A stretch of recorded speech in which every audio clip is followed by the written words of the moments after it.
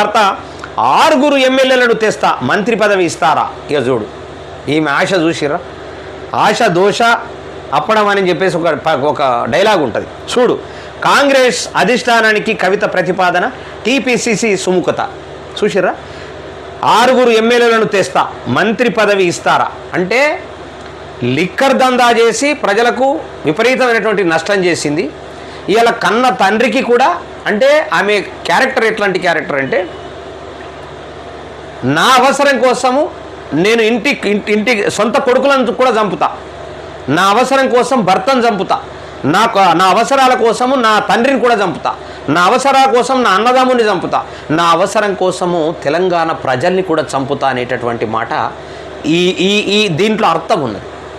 గమనించండి సోదరులారా, మిత్రులారా, అన్నలారా, తమ్ముళ్ళారా, అక్కలారా, అమ్మలారా, బాపులారా, అందరూ కూడా ఒక్కసారి ఆలోచించండి.